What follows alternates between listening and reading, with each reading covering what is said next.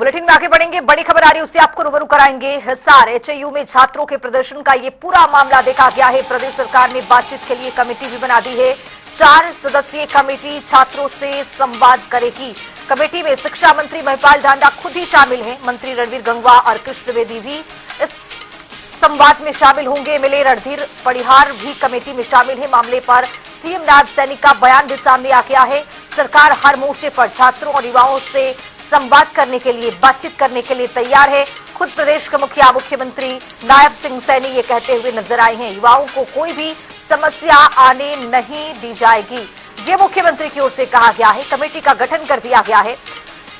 तो आपको बताते चले कि प्रदेश सरकार ने बातचीत करने के लिए कमेटी बना दी है और कमेटी में शिक्षा मंत्री महिपाल ढांडा खुद ही शामिल हैं, खुद ही बातचीत करेंगे, संवाद करेंगे। मंत्री रणधीर गंगवा, कृष्ण बेदी भी शामिल है। एमएलए रणधीर परिहार भी इस कमेटी में शामिल है। बातचीत के जरिए हल निकालने की तमाम कोशिशें, कवायदे यहां पर शुरू की गई है। खुद मुख्यमंत्री नायब सिंह सैनी इस पूरे मामले पर संज्ञान लेते हुए उन्होंने कहा है कि जो छात्र हैं, युवा हैं, उनको किसी तरह की कोई परेशानी नहीं आने दी जाएगी। कमेटी के जरिए, संवाद के जरिए बातचीत किया जाएगा और इस प्रदर्शन का हल कुछ निकाला जाएगा।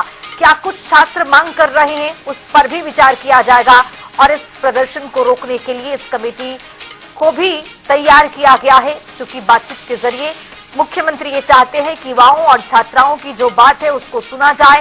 इसी के लिए कमेटी का गठन किया गया है।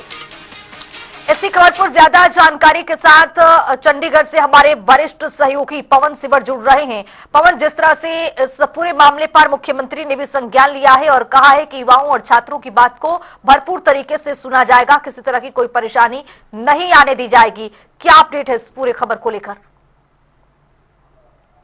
यूनिवर्सिटी पर जिस तरीके से कार्रवाई हुई थी उसके बाद लगातार छात्र धरने पर है और इस बीच इनेलो के नेता अभय सिंह चौटाला ने प्रेस कॉन्फ्रेंस करके इस मामले में सरकार पर और यूनिवर्सिटी प्रशासन पर निशाना साधा था।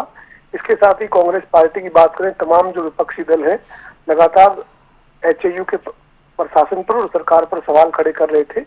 इस बीच अब हरियाणा के मुख्यमंत्री नायब सिंह सैनी ने इस मामले में 4 मंत्रियों की एक कमेटी गठित की है।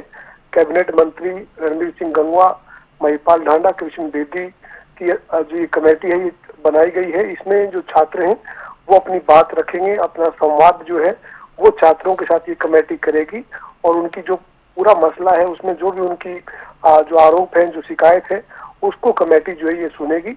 मुख्यमंत्री नायब सिंह सैनी का ये कहना है कि छात्रों के साथ पूरे तरीके से सरकार जो है वो संवाद बरकरार रखेगी और इसी के लिए इन 4 मंत्रियों की एक कमेटी गठित की गई है। जी पवन, जिस तरह से छात्रों को देखा क्या है प्रदर्शन करते हुए, आखिरकार मांग क्या है? चूंकि जिस तरह से विपक्ष भी लगातार हमलावर रहा है, छात्र ये कहते हुए नजर आए प्रदर्शन पर बैठे हुए कि मांगे नहीं मानी जा रही है, लेकिन कुल मिलाकर मांगे क्या कुछ है? सरकार से क्या उम्मीद कर रहे हैं छात्र? देखिए खुशबू, इस पूरे मामले में जब विरोध प्रदर्शन शुरू में जब छात्रों ने किया था तो जो स्टाइफंड छात्रों को मिलता था उसको लेकर जो है वो विवाद शुरू हुआ था और छात्रों ने उसकी मांग को लेकर वीसी कार्यालय के पास जब विरोध प्रदर्शन किया तो उनके ऊपर जोरदार तरीके से लाठीचार्ज हुआ था और कई जो छात्र हैं उनको चोट लगी थी।